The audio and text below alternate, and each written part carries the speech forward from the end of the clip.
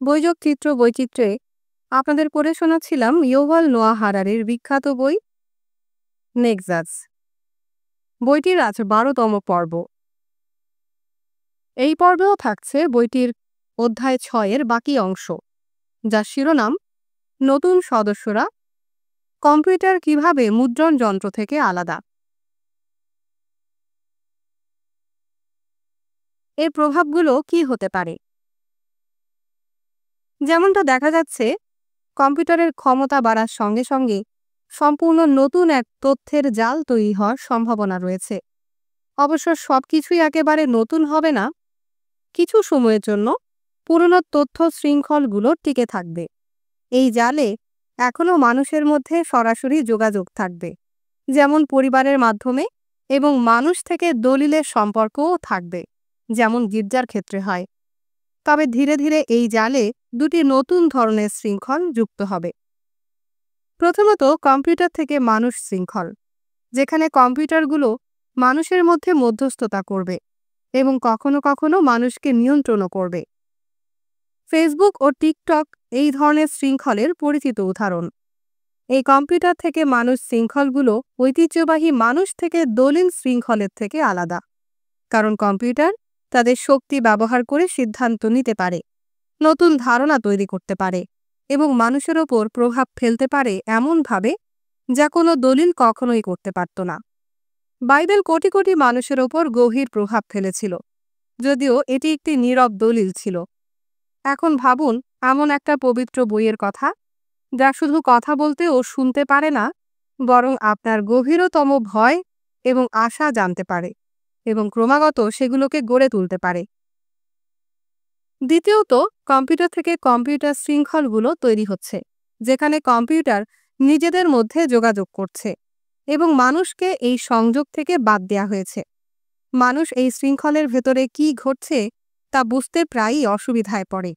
উদাহরণস্বরূপ, গুগল মস্তিষ্ক নতুন গুপ্তায়ন পদ্ধতির ওপর পরীক্ষা নিরীক্ষা চালিয়েছে, যেখানে দুই কম্পিউটার, এলিস এবং বব নামে পরিচিত, তাদের মধ্যে গুপ্তায়নকৃত বার্তা আদান প্রদান করছিল, আর ইভ নামে আরেকটি কম্পিউটার সেই গুপ্তায়ন ভাঙার চেষ্টা করছিল।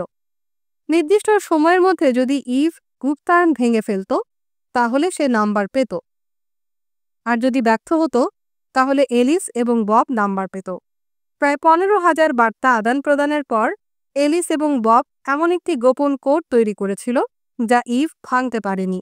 সবচেয়ে গুরুত্বপূর্ণ বিষয় হল, গুগলের ইঞ্জিনিয়াররা এলিস এবং ববকে কোনো গুপ্তায়ন শেখাননি।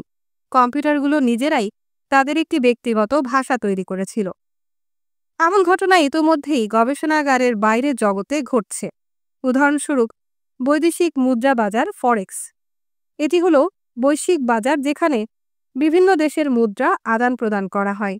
এই বাজারে ইউরো ও মার্কিন ডলারের মতো মুদ্রার বিনিময় হার নির্ধারিত হয়।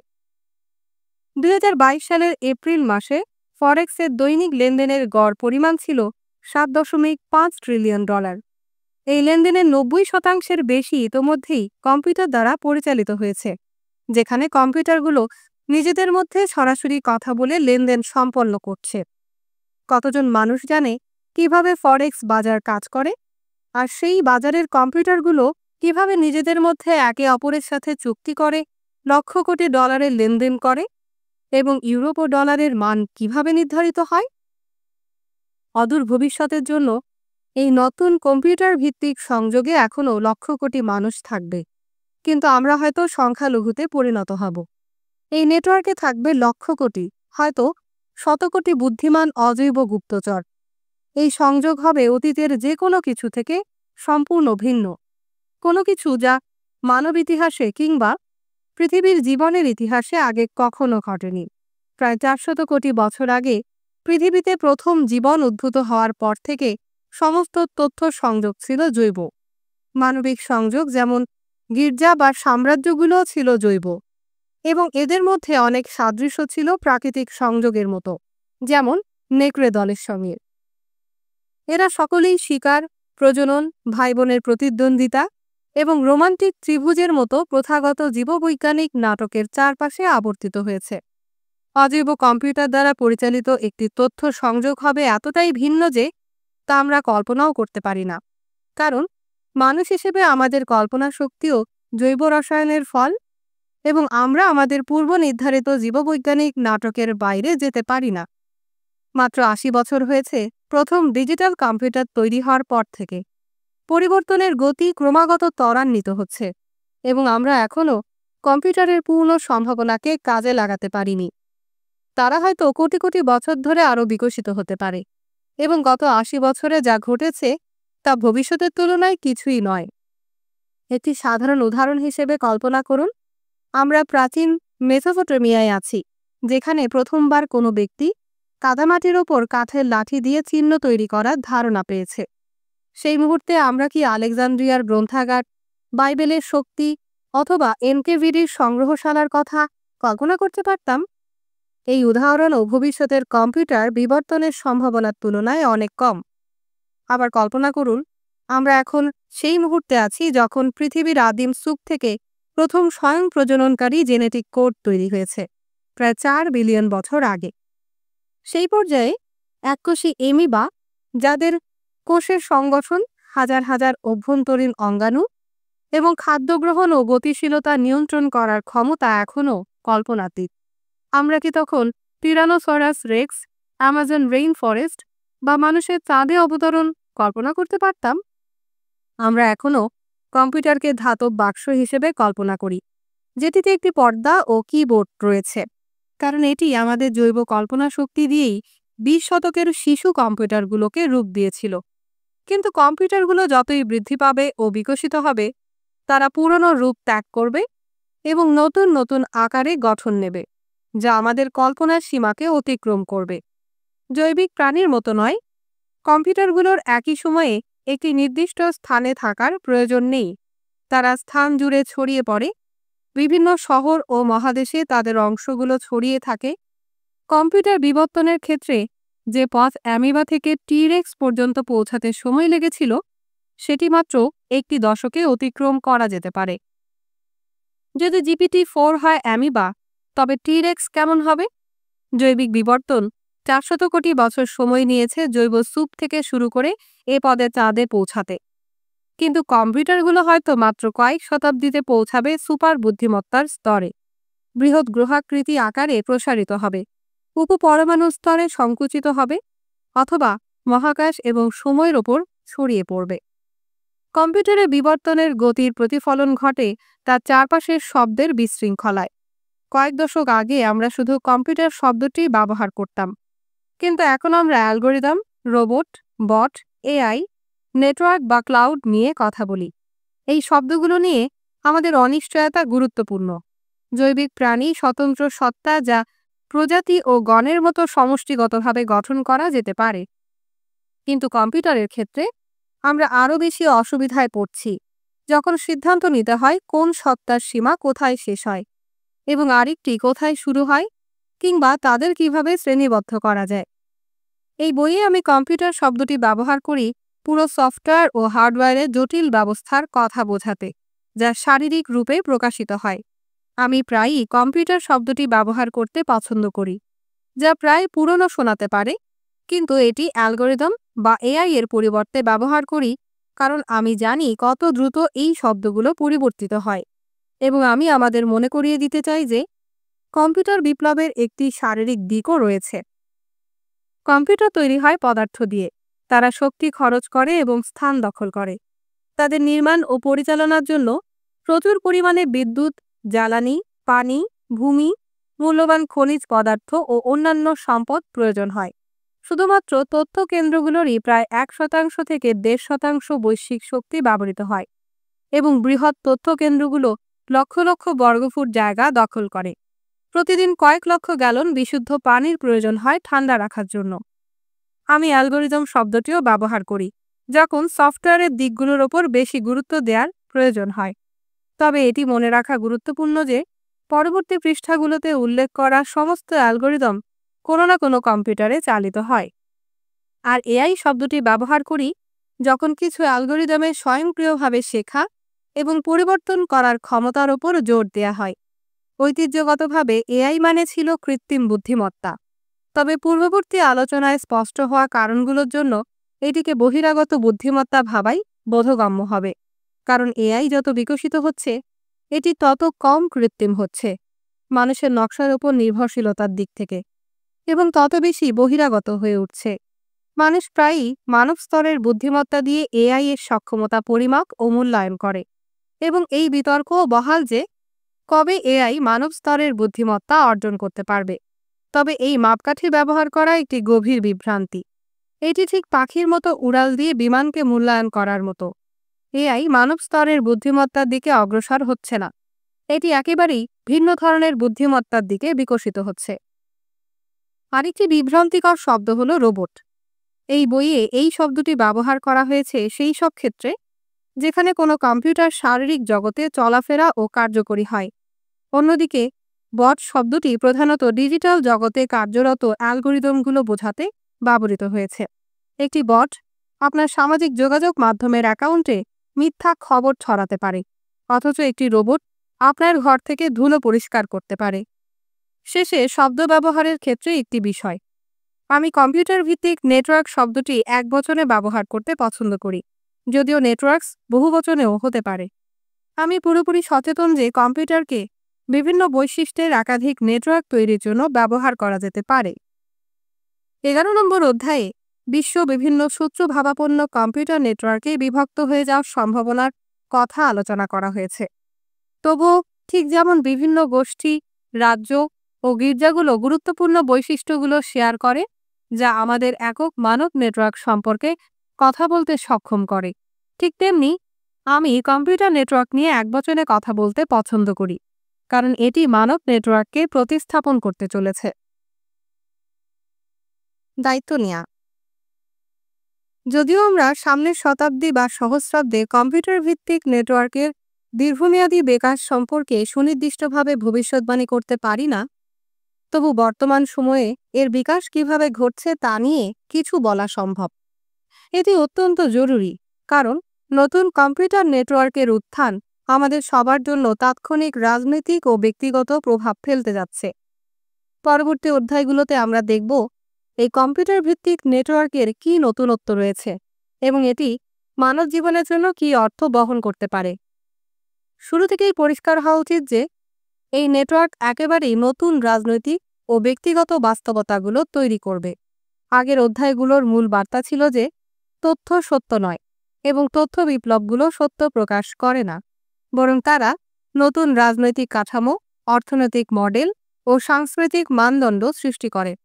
যেহেতু বর্তমান তথ্য বিপ্লব পূর্ববর্তী যে কোনো তথ্য বিপ্লবের চেয়ে বেশি তাৎপর্যপূর্ণ, এটি সম্ভবত এক নজিরবিহীন মাত্রার অভূতপূর্ব বাস্তবতাগুলো সৃষ্টি করবে। এটি বোঝা গুরুত্বপূর্ণ কারণ এখনও আমাদের হাতে নিয়ন্ত্রণ আছে। আমরা জানি না এই নিয়ন্ত্রণ কতদিন থাকবে, কিন্তু এখনও আমাদের কাছে ক্ষমতা রয়েছে এই নতুন বাস্তবতাগুলোকে গঠন করার। তা সঠিকভাবে করার জন্য আমাদের বুঝতে হবে আসলে কী ঘটছে। যখন আমরা কম্পিউটার কোড লিখি তখন শুধু একটি পণ্য তৈরি করছি না, বরং আমরা রাজনীতি, সমাজ ও সংস্কৃতিকে পুনর্গঠন করছি। তাই আমাদের রাজনীতি, সমাজ ও সংস্কৃতি সম্পর্কে একটি সুস্পষ্ট ধারণা থাকা উচিত। পাশাপাশি আমরা যা করছি তার দায়িত্বও নিতে হবে। যা অত্যন্ত উদ্বেগজনক তা হলো ফেসবুকের রোহিঙ্গা বিরোধী প্রচারাভিযানে জড়িত থাকার মতো ক্ষেত্রে যারা কম্পিউটার বিপ্লবে নেতৃত্ব দিচ্ছে সেই কর্পোরেশনগুলো দায়িত্ব থেকে নিজেদের মুক্ত করে গ্রাহক, ভোটার বা রাজনীতিবিদ ও নিয়ন্ত্রকদের দিকে ঠেলে দিচ্ছে। যখন সামাজিক ও রাজনৈতিক বিশৃঙ্খলা সৃষ্টির জন্য তাদের অভিযুক্ত করা হয়, তখন তারা এর পেছনে লুকিয়ে থাকে আমরা শুধু একটি প্ল্যাটফর্ম, আমরা আমাদের গ্রাহক যা চায় এবং ভোটার যা অনুমতি দেয় তা করছি। আমরা কাউকে আমাদের সেবা ব্যবহার করতে বাধ্য করছি না এবং আমরা কোনো বিদ্যমান আইন লঙ্ঘন করছি না। যদি গ্রাহকরা আমাদের কার্যকলাপ পছন্দ না করত তাহলে তারা আমাদের ছেড়ে চলে যেত। যদি ভোটাররা আমাদের কার্যকলাপ অপছন্দ করত তারা আমাদের বিরুদ্ধে আইন প্রণয়ন করত। যেহেতু গ্রাহকরা আরও বেশি চায় এবং কোনো আইন আমাদের নিষিদ্ধ করে না, তাই সব কিছু ঠিকঠাক চলছে। এই ধরনের যুক্তিগুলো হয়তো সরলমনা কিংবা ভ্রান্ত।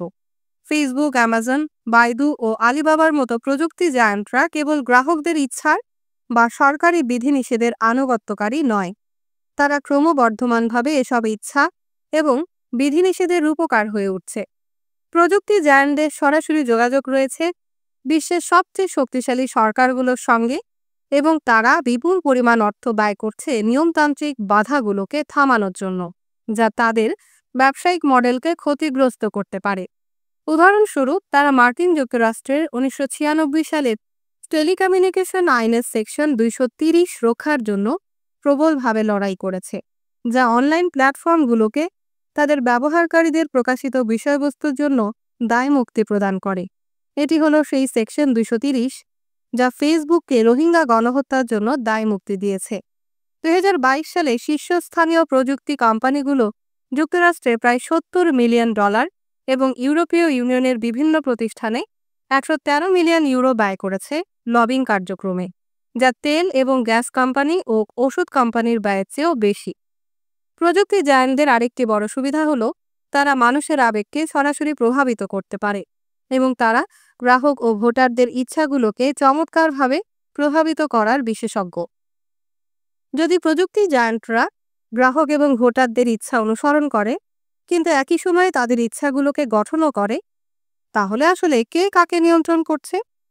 এই সমস্যার মূলে রয়েছে এমন একটি ধারণা যে গ্রাহক সবসময় সঠিক এবং ভোটাররা সবচেয়ে ভালো জানে। এই ধারণাগুলো ধরে নেয় যে গ্রাহকরা যারা টিকটক ও ইনস্টাগ্রাম ব্যবহার করার সিদ্ধান্ত নেয়, তারা সেই সিদ্ধান্তের পরিপূর্ণ পরিণতি বুঝতে সক্ষম, এবং ভোটার ও রাজনীতিবিদরা যারা অ্যাপল ও হুয়াওয়ের মতো কোম্পানিগুলোকে নিয়ন্ত্রণ করতে চায়, তারা তাদের ব্যবসায়িক মডেল ও কার্যক্রম সম্পর্কে পূর্ণ জ্ঞান রাখে। এও ধারণা করা হয় যে মানুষ নতুন তথ্য নেটওয়ার্কের খুঁটিনাটি সম্পর্কে জানে এবং এর অনুমোদন দেয়। বাস্তবতা হলো আমরা জানি না। এর কারণ আমাদের বোকামি নয়, বরং প্রযুক্তি এতটাই জটিল ও দ্রুতগতিতে পরিবর্তিত হচ্ছে যে বোঝা কঠিন হয়ে পড়ছে। কিছুই বোঝার পরও, যেমন ব্লকচেইন ভিত্তিক ক্রিপ্টোকারেন্সি সম্পর্কে, আপনি যখন মনে করবেন যে আপনি বুঝতে পেরেছেন, ততক্ষণে এটি আবার পরিবর্তিত হয়েছে। অর্থনীতি এক্ষেত্রে একটি গুরুত্বপূর্ণ উদাহরণ দুটি কারণে। প্রথমত, শারীরিক বস্তু তৈরি করার তুলনায় কম্পিউটারের জন্য আর্থিক ডিভাইস তৈরি এবং পরিবর্তন করা অনেক সহজ, কারণ আধুনিক আর্থিক ডিভাইসগুলো সম্পূর্ণরূপে তথ্য দিয়ে তৈরি। মুদ্রা, স্টক ও বন্ড একসময় স্বর্ণ ও কাগজের বস্তু ছিল, কিন্তু তারা ইতোমধ্যে ডিজিটাল সত্তায় পরিণত হয়েছে, যা প্রধানত ডিজিটাল ডাটাবেসে বিদ্যমান। দ্বিতীয়ত, এই ডিজিটাল সত্তাগুলো সামাজিক ও রাজনৈতিক জগতে বিশাল প্রভাব ফেলে। কি হতে পারে গণতন্ত্রগুলোর বা একনায়কতন্ত্রগুলোর ক্ষেত্রেও? যদি মানুষ আর আর্থিক ব্যবস্থার কার্যপ্রণালী বুঝতে সক্ষম না হয়। যদি নতুন প্রযুক্তির কর ব্যবস্থা পরিবর্তনের দিকে তাকাই, বিষয়টি খুব জটিল হয়ে দাঁড়ায়। ঐতিহ্যগতভাবে ব্যক্তি এবং কোম্পানিগুলো সেই দেশগুলোতেই কর প্রদান করত যেখানে তারা শারীরিকভাবে উপস্থিত ছিল, কিন্তু যখন শারীরিক স্থানের বিকল্প হিসেবে সাইবার স্পেস উঠে আসে এবং যখন অধিকাংশ লেনদেন তথ্যের আদান প্রদান হিসেবে হয়, তখন করের হিসাব আরও কঠিন হয়ে যায়। উদাহরণস্বরূপ, উরুগুয়ের একজন নাগরিক প্রতিদিন বিভিন্ন বিদেশি কোম্পানির সঙ্গে অনলাইনে যোগাযোগ করেন, যাদের কোনো শারীরিক উপস্থিতি উরুগুয়েতে নেই, তবে তারা তাকে বিভিন্ন ধরনের সেবা প্রদান করে থাকে। গুগল থেকে বিনামূল্যে সার্চ সেবা দেয়, এবং বাইটডান্স, টিকটকের মূল কোম্পানি, তাকে বিনামূল্যে সোশ্যাল মিডিয়া সেবা দেয়। অন্যদিকে নাইকি তার কাছে জুতা বিক্রি করতে চায়, পিউজো তার কাছে গাড়ি বিক্রি করতে চায়, এবং কোকাকোলা তার কাছে পানীয় বিক্রি করতে চায়। এসব কোম্পানি গুগল এবং বাইটডান্স থেকে ব্যক্তিগত তথ্য এবং বিজ্ঞাপনের স্থান ক্রয় করে তাকে লক্ষ্য করে বিজ্ঞাপন দেখায়। উপরন্তু, গুগল ও বাইটডান্স তার ও অন্যান্য ব্যবহারকারীদের কাছ থেকে প্রাপ্ত তথ্য ব্যবহার করে শক্তিশালী নতুন কৃত্রিম বুদ্ধিমত্তা সিস্টেম তৈরি করে, যা তারা বিশ্বের বিভিন্ন সরকার এবং কর্পোরেশনের কাছে বিক্রি করে। এই ধরনের লেনদেনের ফলে গুগল এবং বাইটডান্স বিশ্বের অন্যতম ধনী কর্পোরেশন হয়ে উঠেছে। তাহলে উরুগুয়ের নাগরিকদের সঙ্গে এসব কোম্পানির লেনদেন কি উরুগুয়েতে করের আওতায় পড়বে? অনেকের মতে এসব লেনদেন করের আওতায় আনা উচিত, কারণ শুধু উরুগুয়ে থেকে প্রাপ্ত তথ্যের জন্য এই কোম্পানিগুলো ধনী হয়েছে তা নয়, বরং তাদের কার্যকলাপ উরুগুয়ের কর প্রদানকারী ব্যবসায়িক প্রতিষ্ঠানগুলোর ক্ষতি করছে। স্থানীয় সংবাদপত্র, টিভি স্টেশন ও সিনেমা হলগুলো তাদের গ্রাহক ও বিজ্ঞাপনের আয় হারাচ্ছে এসব প্রযুক্তি জায়ান্টদের কাছে। সম্ভাবনাময় উরুগুয়ান কৃত্রিম বুদ্ধিমত্তা কোম্পানিগুলোও ক্ষতিগ্রস্ত হচ্ছে, কারণ তারা গুগল ও বাইটড্যান্সের বিপুল ডেটা সংগ্রহের সঙ্গে প্রতিযোগিতা করতে পারছে না। কিন্তু প্রযুক্তি জায়ান্টরা দাবি করে যে সংশ্লিষ্ট লেনদেনগুলোর কোনো শারীরিক উপস্থিতি উরুগুয়েতে ছিল না এবং এর কোনো অর্থনৈতিক লেনদেনও হয়নি। গুগল এবং বাইটড্যান্স উরুগুয়ের নাগরিকদের বিনামূল্যে অনলাইন সেবা প্রদান করেছে এবং এর বিনিময়ে নাগরিকরা স্বেচ্ছায় তাদের ক্রয়ের ইতিহাস, ছুটির ছবি, মজার বিড়ালের ভিডিও ও অন্যান্য তথ্য দিয়ে গেছে। এমন পরিস্থিতিতে তথ্যভিত্তিক লেনদেনগুলোকে কিভাবে করের আওতায় আনা উচিত সেটাই বড় প্রশ্ন। তবে যদি তারা এই লেনদেনগুলোর ওপর কর আরোপ করতে চায়, কর কর্তৃপক্ষকে তাদের সবচেয়ে মৌলিক কিছু ধারণা নতুন করে বিবেচনা করতে হবে, যেমন নেক্সাস। কর সংক্রান্ত সাহিত্য অনুযায়ী নেক্সাস বলতে বোঝায় কোনো প্রতিষ্ঠানের একটি নির্দিষ্ট অঞ্চলের সঙ্গে সংযোগ। ঐতিহ্যগতভাবে কোনো কোম্পানি নির্দিষ্ট দেশে নেক্সাস থাকা নির্ভর করত সেখানে তার শারীরিক উপস্থিতির উপর, যেমন অফিস, গবেষণা কেন্দ্র, দোকান ইত্যাদি। কিন্তু কম্পিউটার নেটওয়ার্ক দ্বারা সৃষ্ট করের সমস্যাগুলো মোকাবেলা করার একটি প্রস্তাব হল নেক্সাসের সংজ্ঞা নতুনভাবে নির্ধারণ করা। অর্থনীতিবিদ মার্কো কাথেনবুর্গারের কথায়, শারীরিক উপস্থিতির ভিত্তিতে নেক্সাসের সংজ্ঞা ডিজিটাল উপস্থিতির ধারণা অন্তর্ভুক্ত করার জন্য সামঞ্জস্য করা উচিত। এটি বোঝায় যে গুগল এবং বাইটড্যান্সের উরুগুয়েতে কোনো শারীরিক উপস্থিতি না থাকলেও উরুগুয়ের জনগণ তাদের অনলাইন সেবা ব্যবহার করায় তাদের সেই দেশের করের আওতায় পড়া উচিত। যেমন শেল ও বিএপি সেই দেশগুলোকে কর প্রদান করে যেখান থেকে তারা তেল উত্তোলন করে, তেমনি এই প্রযুক্তি জায়ান্টগুলো সেই দেশগুলোকে কর প্রদান করা উচিত যেখান থেকে তারা তথ্য উত্তোলন করে। তবে এরপরেও প্রশ্ন থেকে যায়, উরুগুয়ে সরকার ঠিক কী করের আওতায় আনবে? উদাহরণস্বরূপ, যদি উরুগুয়ের নাগরিকরা টিকটকের মাধ্যমে 1 মিলিয়ন বিড়ালের ভিডিও শেয়ার করে, বাইটড্যান্স তাদের থেকে কোনো অর্থ গ্রহণ করেনি বা কোনো অর্থ দেয়নি।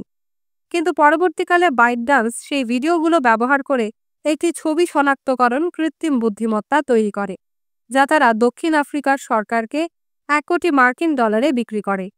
উরুগুয়ে কর্তৃপক্ষ কিভাবে জানতে পারবে যে এই অর্থ আংশিকভাবে উরুগুয়ের বিড়ালের ভিডিওগুলোর ফল এবং কিভাবে তারা তাদের ভাগ্য নির্ধারণ করবে? উরুগুয়ে কি বিড়াল ভিডিও কর আরোপ করবে? এটি শোনায় মজার মতো, কিন্তু 11তম অধ্যায়ে আমরা দেখব যে কৃত্রিম বুদ্ধিমত্তায় গুরুত্বপূর্ণ এক আবিষ্কারের ক্ষেত্রে বিড়ালের ছবি ছিল অত্যন্ত গুরুত্বপূর্ণ। পরিস্থিতি আরও জটিল হতে পারে। ধরুন, উরুগুয়ের রাজনীতিবিদরা একটি নতুন পরিকল্পনা প্রণয়ন করেন ডিজিটাল লেনদেনগুলোর উপর কর আরোপ করার জন্য।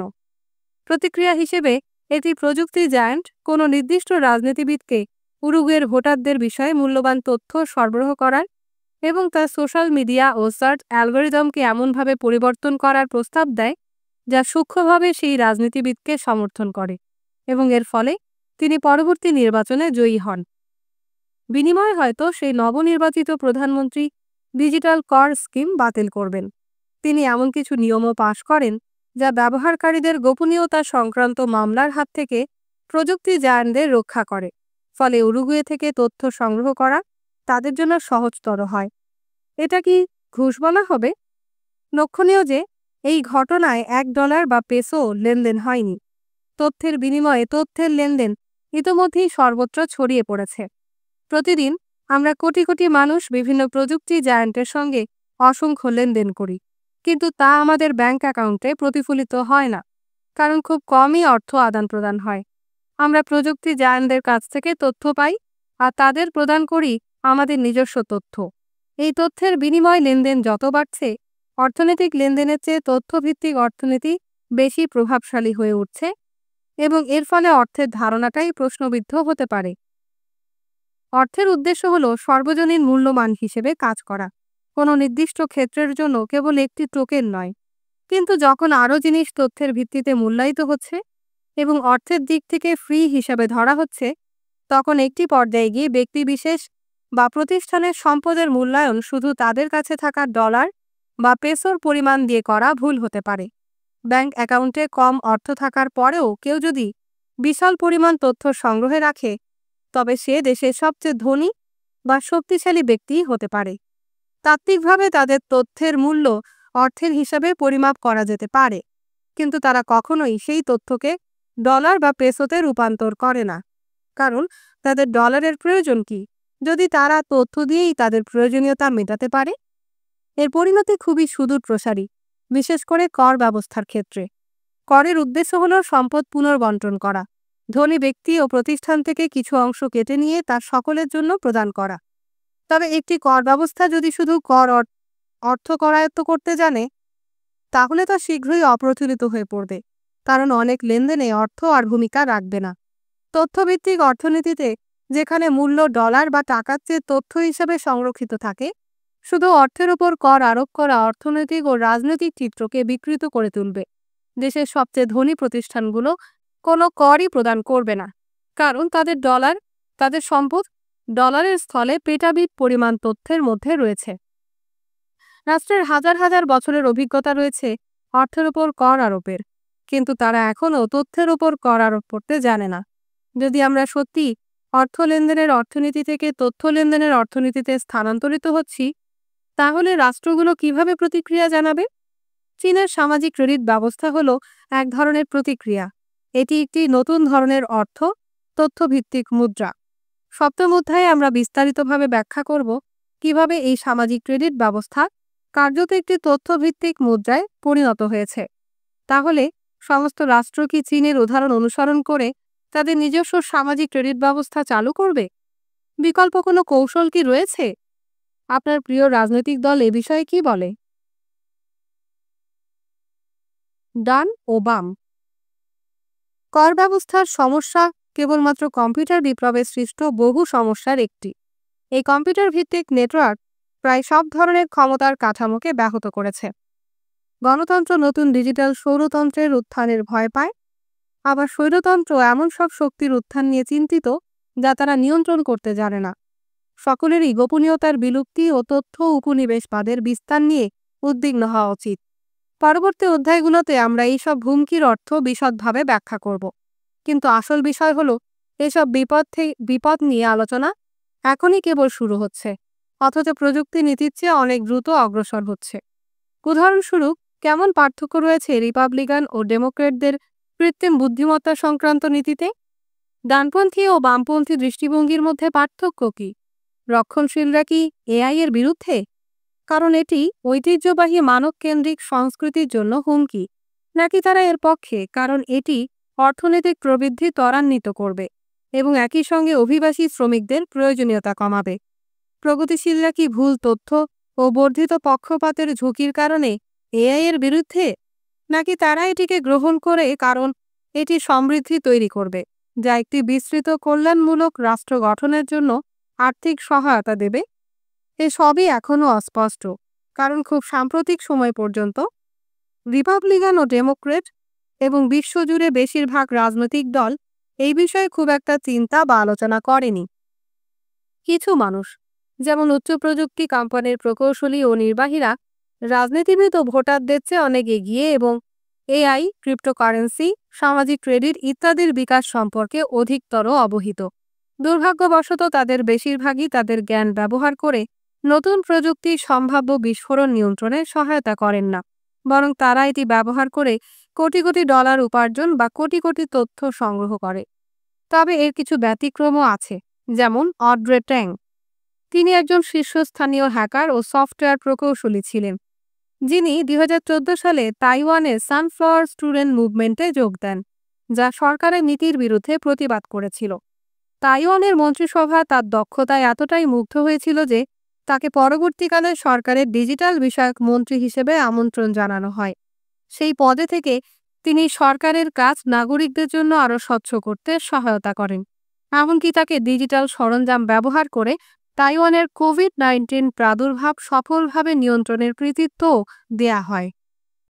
তবে ট্যাংয়ের রাজনৈতিক প্রতিশ্রুতি ও ক্যারিয়ারের পথটি সাধারণ নয়। প্রতিটি কম্পিউটার বিজ্ঞান স্নাতকের মধ্যে যারা পরবর্তী অড্রে ট্যাং হতে চায়, তাদের তুলনায় সম্ভবত অনেক বেশি লোক এমন আছেন যারা পরবর্তী স্টিভ জবস, জুকারবার্গ বা ইলন মাস্ক হতে চায় এবং একটি বহু শতকোটি ডলারের কর্পোরেশন তৈরি করতে আগ্রহী, নির্বাচিত জনসেবা কর্মী হওয়ার চেয়ে। এর ফলে একটি বিপজ্জনক তথ্যের অসমতা তৈরি হয়। যারা তথ্য বিপ্লবের নেতৃত্ব দিচ্ছে, তারা প্রযুক্তির মৌলিক দিকগুলো সম্পর্কে অনেক বেশি জানে, তাদের তুলনায় যারা এটি নিয়ন্ত্রণ করার কথা। এমন পরিস্থিতিতে গ্রাহক সর্বদা ঠিক বা ভোটাররাই ভালো জানেন এমন স্লোগানের অর্থ কী? পরবর্তী অধ্যায়গুলো আমাদের এই অসমতা কিছুটা দূর করতে এবং কম্পিউটার বিপ্লবের ফলে সৃষ্ট নতুন বাস্তবতার জন্য দায়িত্ব নেওয়ার প্রতি উৎসাহিত করতে চেষ্টা করবে। যদিও এই অধ্যায়গুলো প্রযুক্তি নিয়ে অনেক কথা বলবে, দৃষ্টিভঙ্গি সম্পূর্ণরূপে মানবিক হবে। মূল প্রশ্ন হলো, নতুন কম্পিউটার ভিত্তিক নেটওয়ার্কে মানুষের জীবনযাপন কেমন হবে, যেখানে হয়তো আমরা ক্রমশ শক্তিহীন একটি সংখ্যালঘুতে পরিণত হচ্ছি। এই নতুন নেটওয়ার্ক কিভাবে আমাদের রাজনীতি, সমাজ, অর্থনীতি এবং দৈনন্দিন জীবনকে পরিবর্তন করবে? প্রতিনিয়ত লক্ষ লক্ষ অমানবিক সত্তার দ্বারা পর্যবেক্ষিত, নির্দেশিত, অনুপ্রাণিত বা শাস্তিপ্রাপ্ত হওয়া কেমন অনুভূত হবে?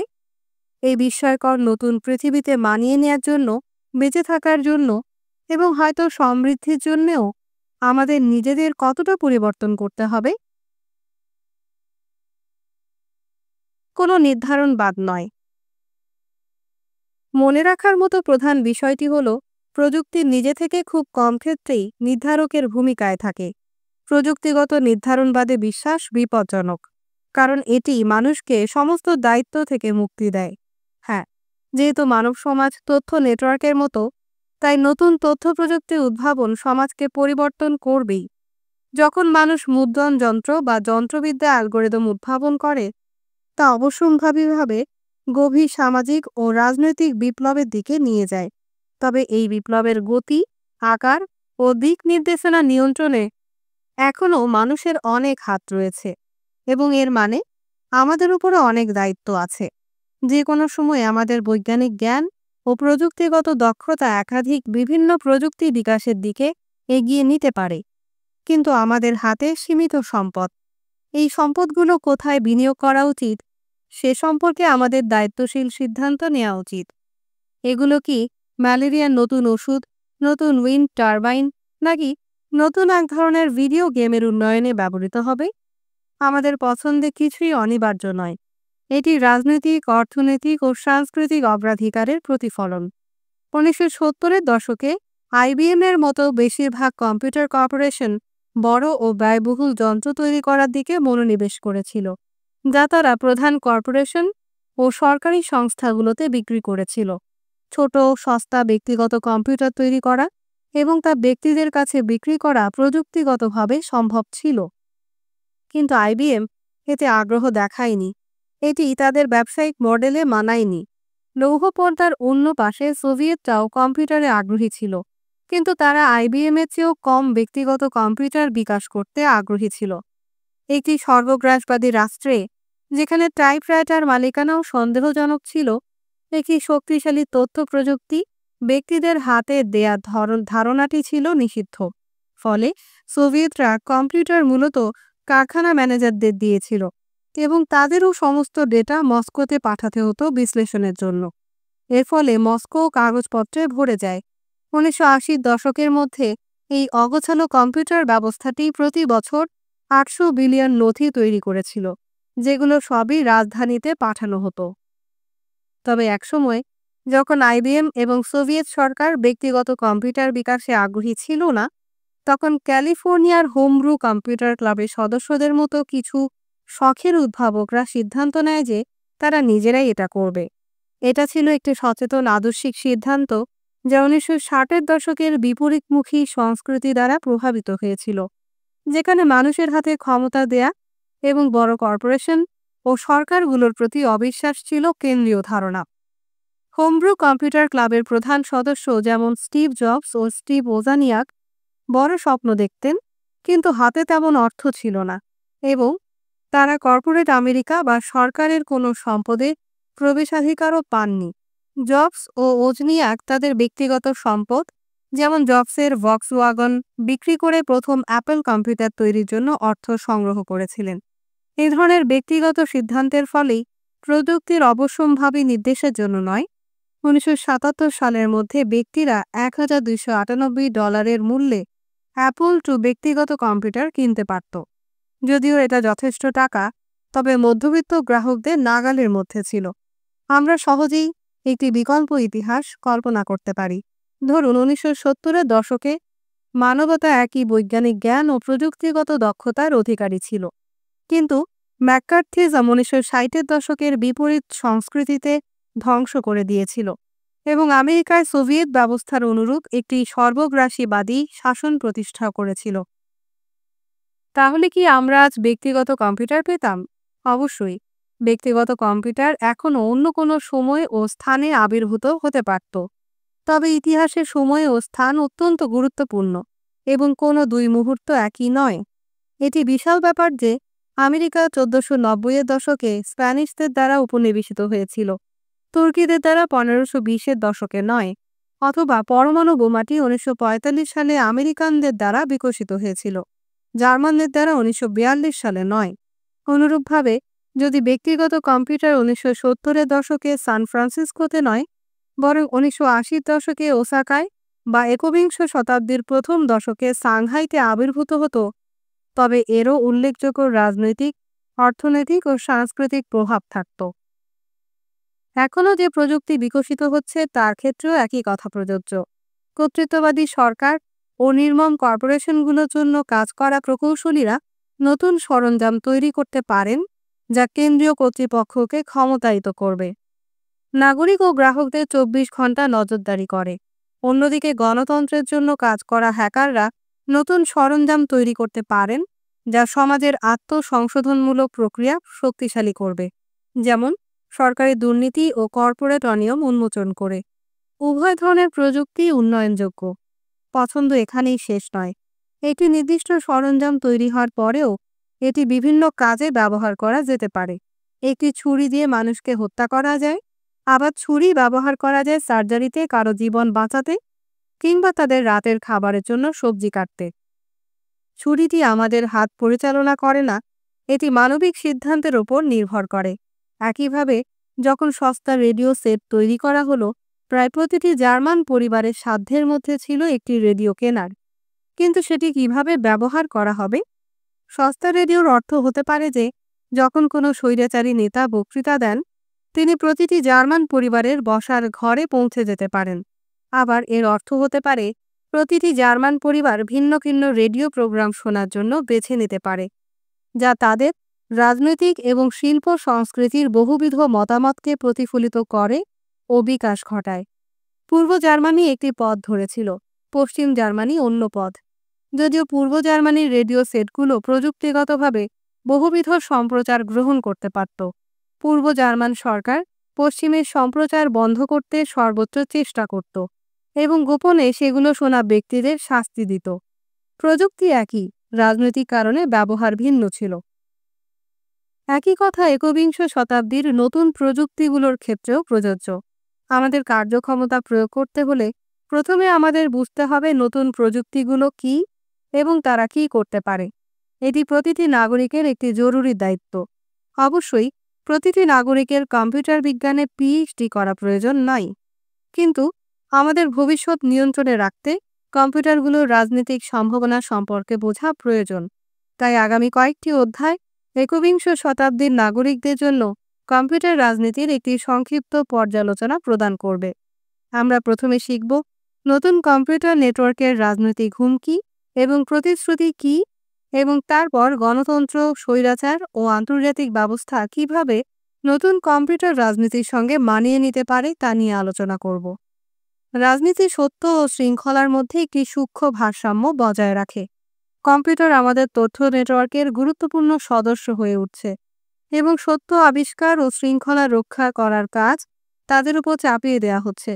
উদাহরণস্বরূপ, জলবায়ু পরিবর্তন সম্পর্কে সত্যটি খুঁজে বের করার প্রচেষ্টা ক্রমবর্ধমানভাবে এমন হিসাবের ওপর নির্ভর করছে যা কেবল কম্পিউটারই করতে পারে, এবং জলবায়ু পরিবর্তন সম্পর্কে সামাজিক ঐক্যমত্যে পৌঁছানোর প্রচেষ্টা নির্ভর করছে আমাদের সংবাদ ফিডগুলোকে সাজানোতে সুপারিশমূলক অ্যালগরিদমের ওপর এবং সৃজনশীল অ্যালগরিদমের ওপর, যা সংবাদ, মিথ্যা খবর ও কল্পকাহিনী লিখছে। বর্তমানে আমরা জলবায়ু পরিবর্তন নিয়ে একটি রাজনৈতিক অচলাবস্থায় আছি, আংশিকভাবে কারণ কম্পিউটারে একটি অচলাবস্থায় রয়েছে। একটি কম্পিউটার সেট আমাদের আসন্ন পরিবেশগত বিপর্যয়ে সতর্ক বার্তা দিচ্ছে, আবার অন্য একটি কম্পিউটার সেট আমাদের এমন ভিডিও দেখাচ্ছে যা সেই সতর্ক বার্তাগুলোর প্রতি সন্দেহ তৈরি করছে। আমরা কোন কম্পিউটার সেটকে বিশ্বাস করব? মানবিক রাজনীতি এবং কম্পিউটার রাজনীতিও।